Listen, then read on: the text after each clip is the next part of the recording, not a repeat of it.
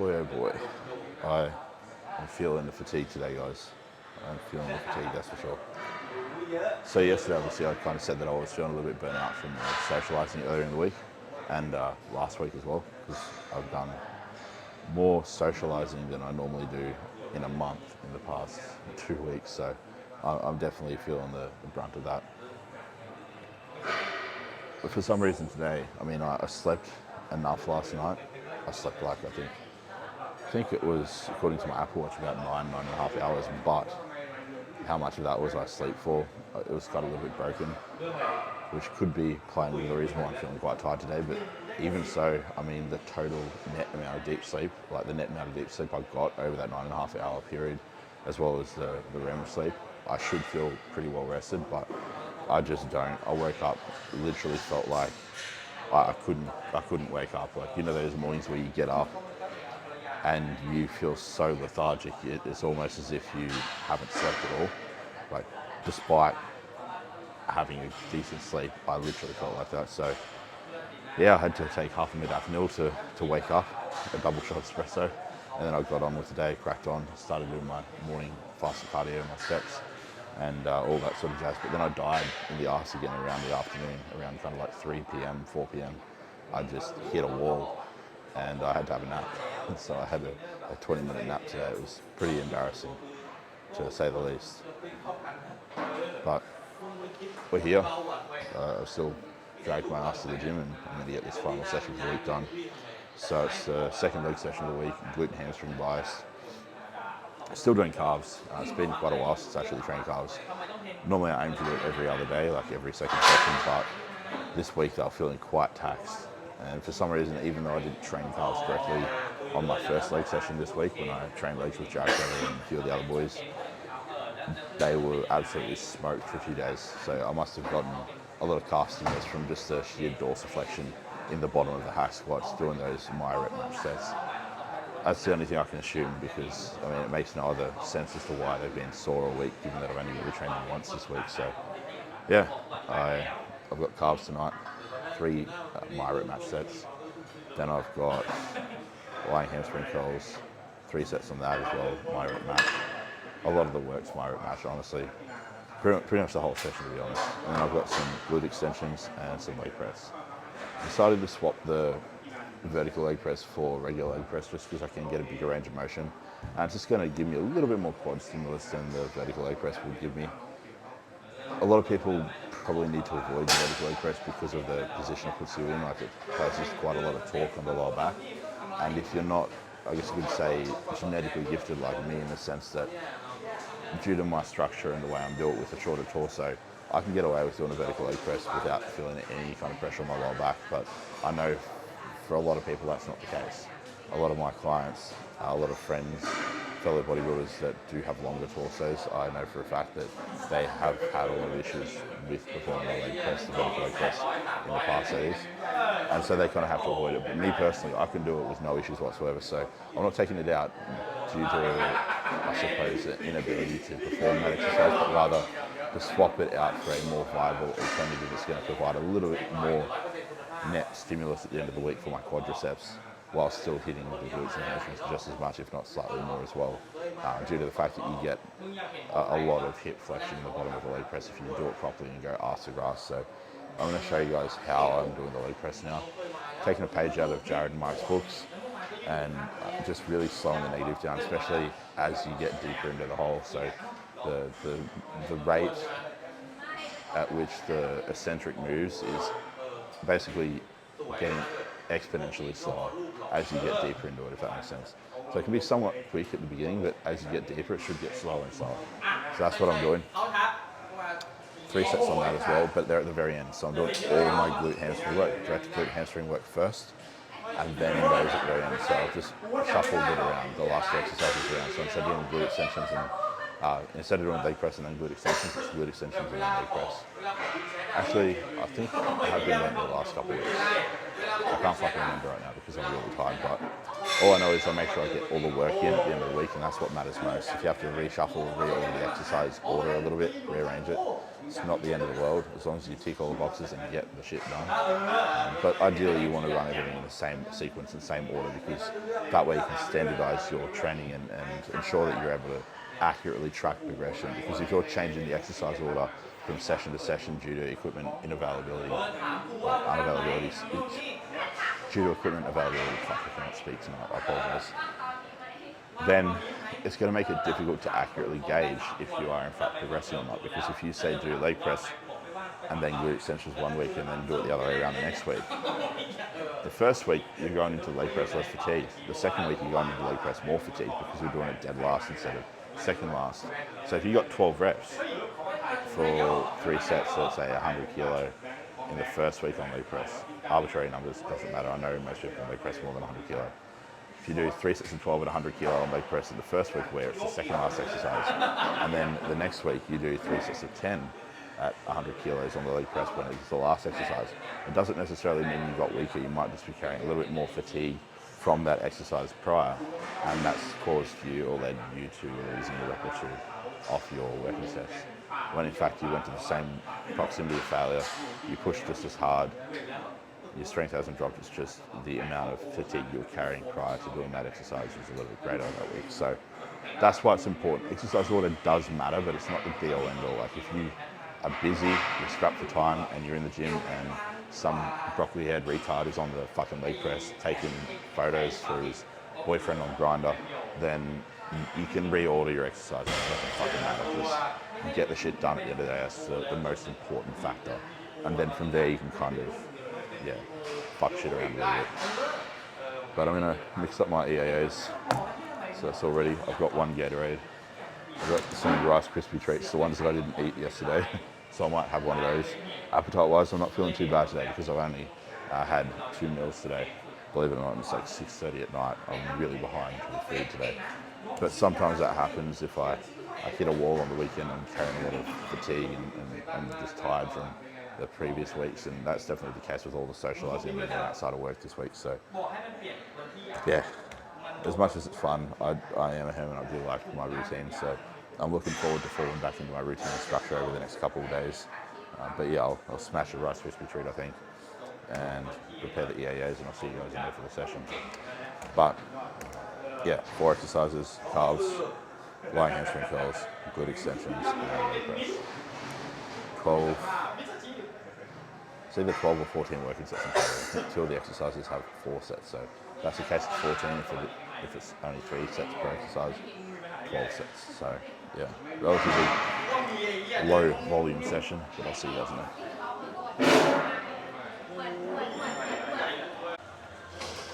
Okay.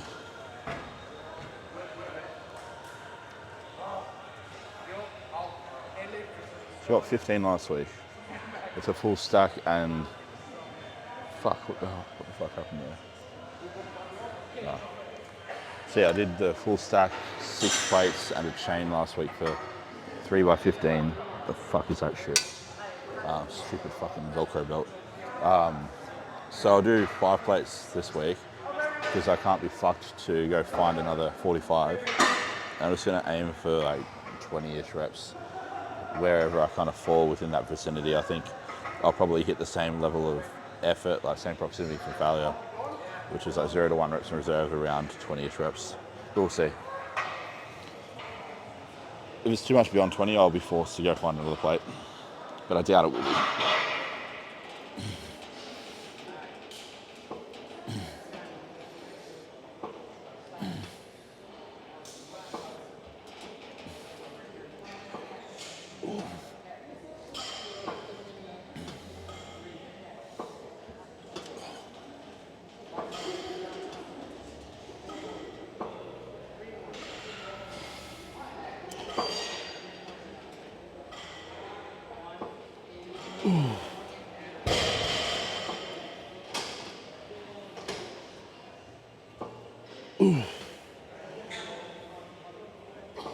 I'm just going to readjust my feet. Slipping.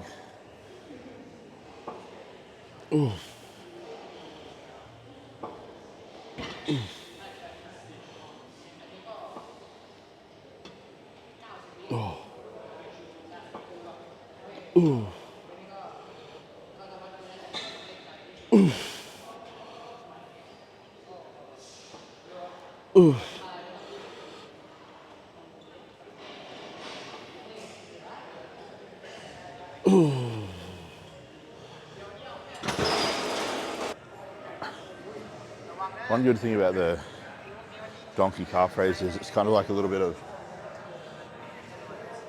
like loaded hamstring stretching, I guess you could say. So you're almost getting a little bit of additional hamstring stimulus even though you're training calves. So it's pretty good. Pretty good. It's not the main purpose or reason I do it though, obviously. That'd be fucking stupid. Choosing a calf exercise based on how much it stimulates the hamstrings is kind of nonsensical, but it's just a silver lining to it, I guess you could say, like the additional benefit, unintentional benefit.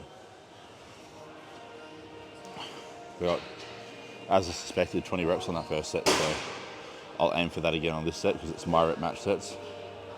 And yeah, whether it requires rest pauses or not, it's yet to be determined.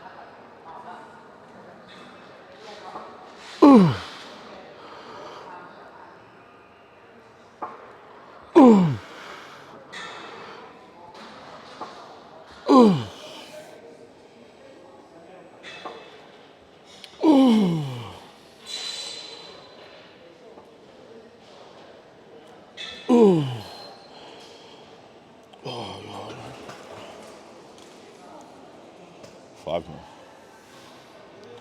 Oh, they're on fire tonight. All right.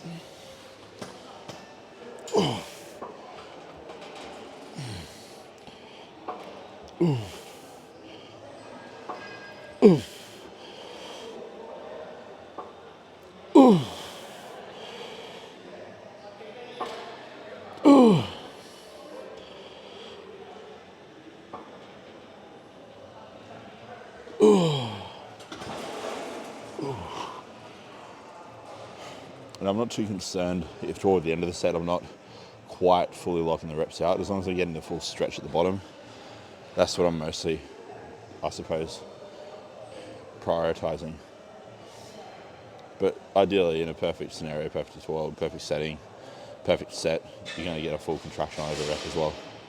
But if they start to fade a little bit toward the end, don't worry, just make sure that you capitalize on control the negative, getting a good deep stretch, and you'll still get a lot out of the reps. If you don't have that though, like if you have to choose between one or the other, it's better to choose between a full stretch than the full contraction when it comes to almost any muscle, not all muscles, but almost any muscle when it comes to getting the most bang for your buck out of each rep for stimulus towards muscle growth.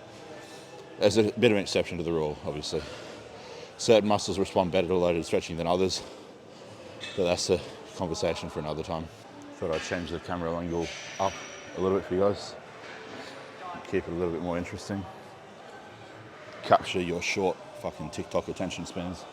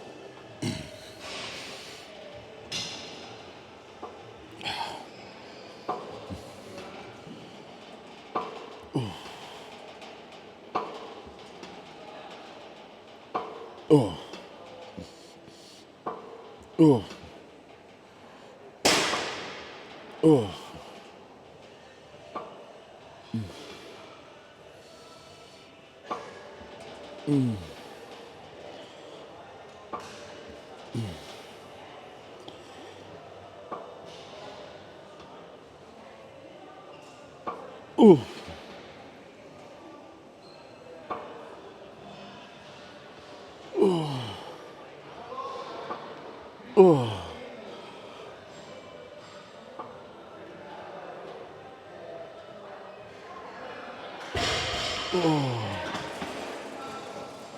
to go.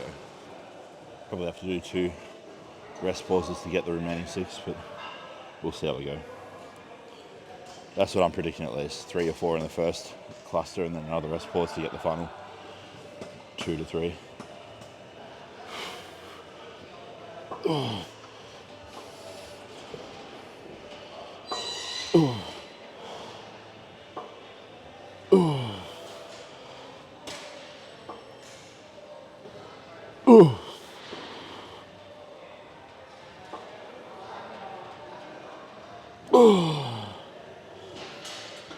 Yep.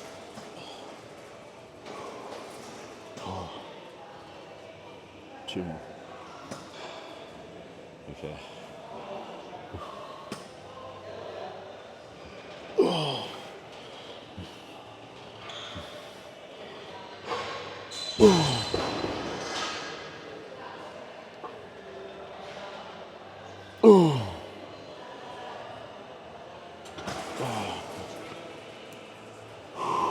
God damn it. So these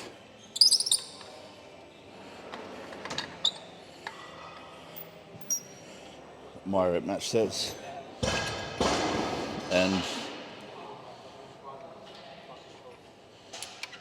to create the biggest moment, I'm setting the ankle pad as far back as possible, because if you want to really kind of leverage and get the most out of an exercise like a hamstring curl or a leg extension, you want that ankle pad or that shin pad to be as low as it possibly can go down in your leg.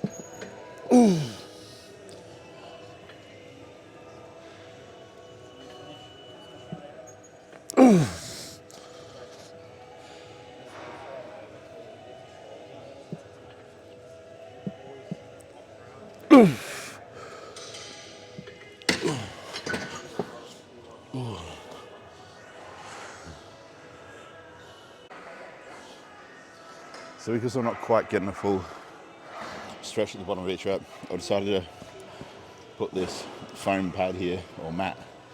It's just going to elevate my thighs a little bit, which will create a little bit more of a stretch at that bottom position of each rep. So that's the reason why I kind of stopped a little bit short of how far I wanted to go on that first set in terms of like proximity from failure. I could have probably gone a couple extra reps realistically, but I know in doing this it's going to make it a lot more challenging. So in order to still be able to rep match or match the reps to that first set, I probably need to leave an extra like couple reps in the tank. So that's why I did that. Yeah, time for the set number 2.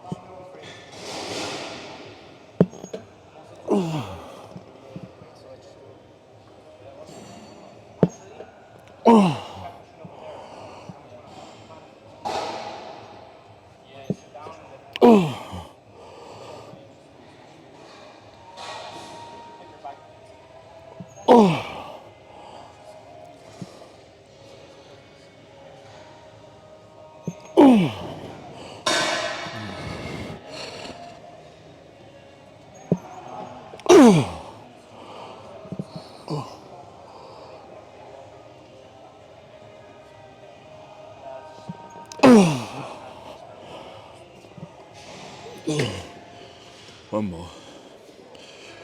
I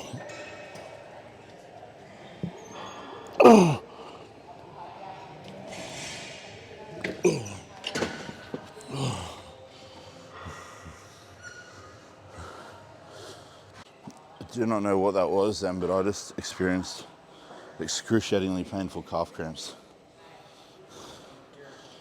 Fuck. All right. Oh. What does Buzz Lightyear say? Falling with style. Or is this me falling with style?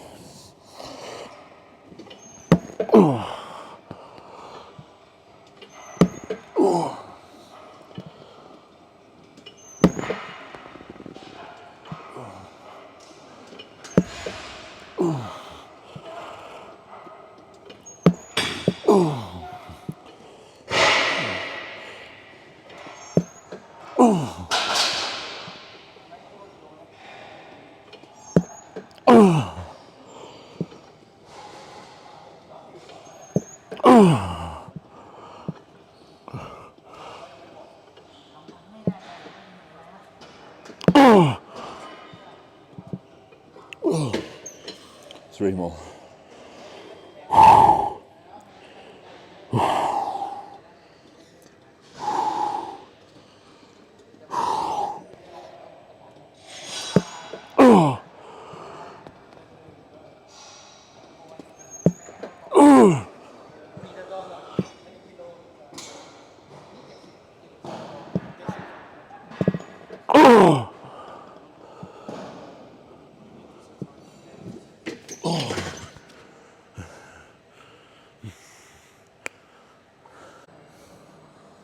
Okay.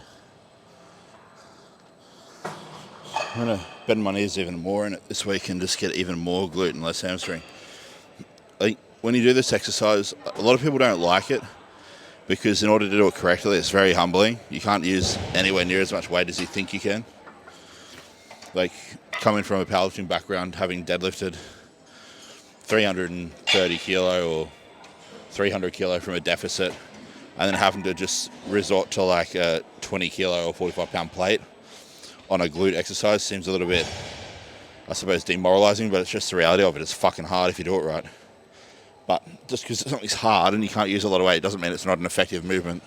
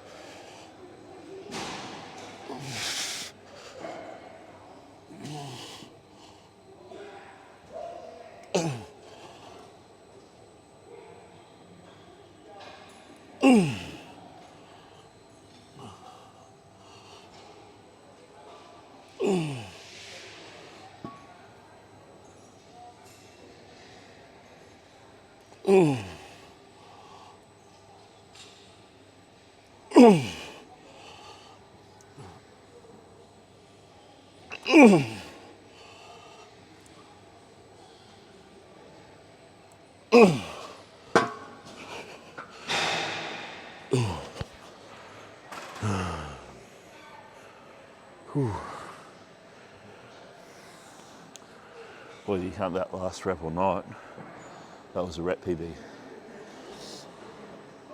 Fuck. I hate how my throat tightens up. Whenever I do something like this where I'm hanging overhead, my throat just tightens up toward the end of the set.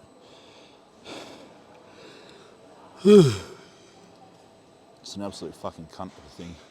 But it is what it is. So I got, was it 12 on that, if you count that last shitty rep.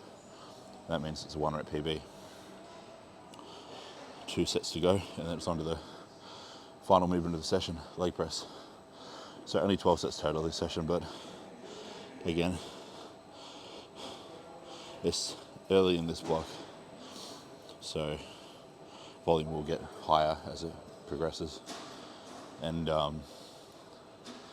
yeah, it's about doing what's necessary, not necessarily doing an excess of work in the gym.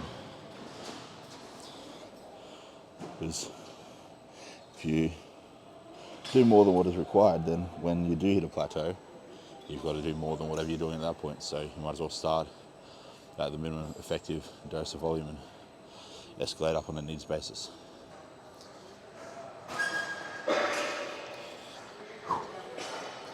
Giddy up.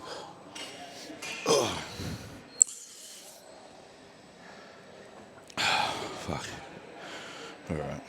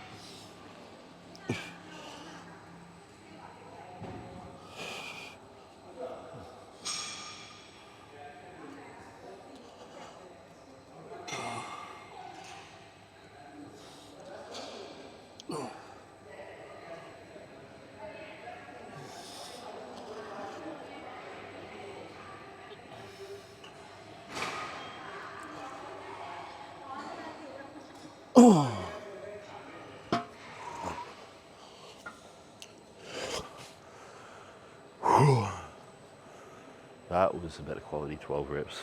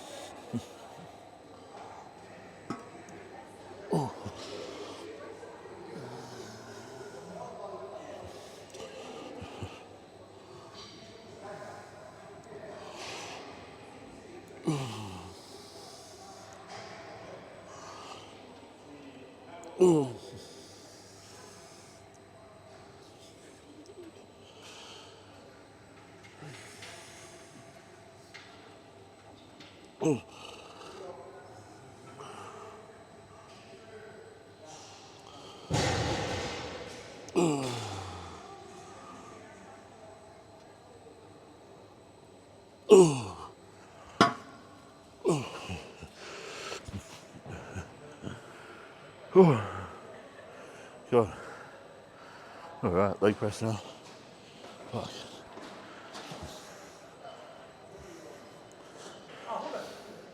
Okay. It's already done one set. Just gonna have to take my word for it. And this will be set number 2. But in essence, I got 14 reps with 3 plates per side on the first set. And you might be thinking to yourself, oh, I'll leg press 3 plates and so I'm as strong as you and why aren't I as big as you? You probably don't fucking lift properly, that's the reason why. I mean, strength, there is a relationship between strength and size, but they're not directly related in the sense that if you're as strong as somebody else, it doesn't mean that you're going to be as big as them by default. It was a mistake I used to make early on in my lifting career when I was, fuck, these people are loud. When I was early into my lifting, I used to watch Kai Green and Jay Cutler and stuff do squats and everything, and they'd be doing 4 plates aside for 10 reps, and I thought to myself, oh, that's not that strong. I'm not that far off that. And I used to almost try put myself on the same pedestal as them, and I think back now just how naive that was and how flawed that thought process is. Like, they were using 4 plates per side, yes, but they weren't going all out. They were making 4 plates as challenging as they possibly could. Like, when you're a powerlifter, the goal is to move the weight from point A to point B with as little effort as possible. When you're a bodybuilder, the opposite is the case. You're trying to get or generate the most stimulus out of the least amount of load and make the movement as challenging as you possibly can through increasing the range of motion, introducing pauses, all that sort of stuff. So yeah, 2 different kettle of fish. All right, my rep match says we got 14 on this.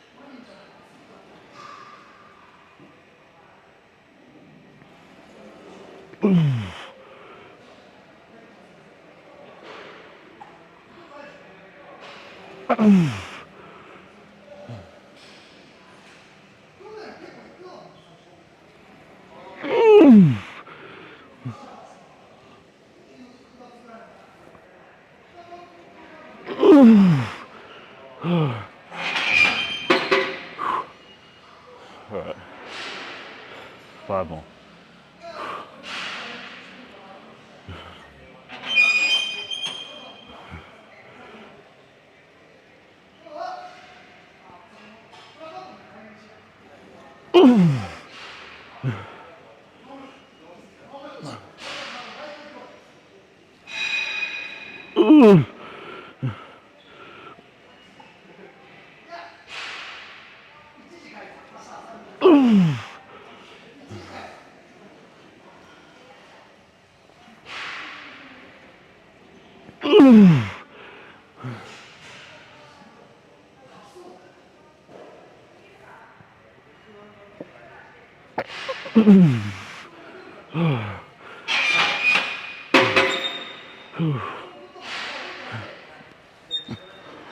Oh.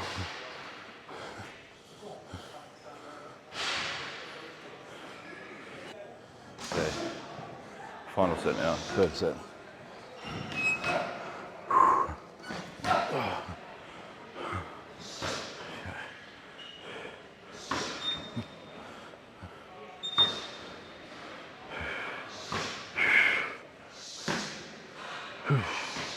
Gotta put my noise cancellation on. Sick of hearing everybody in the background.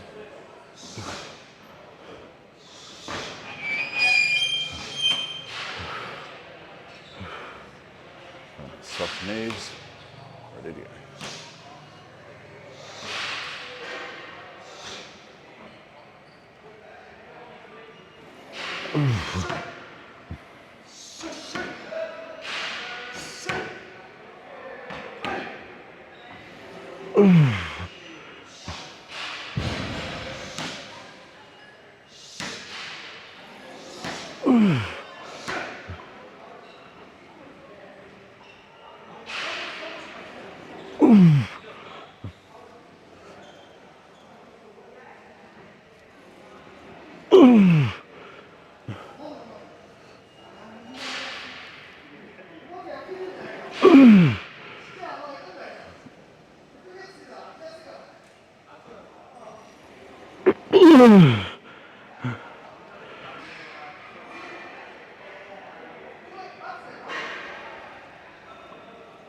All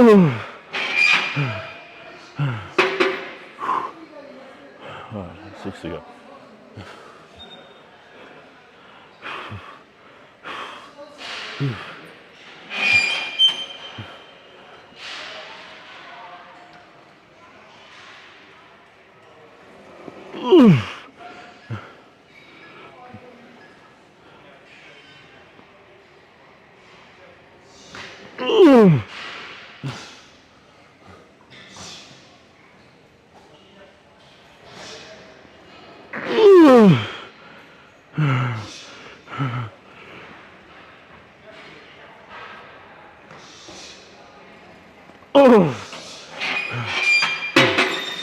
2 more.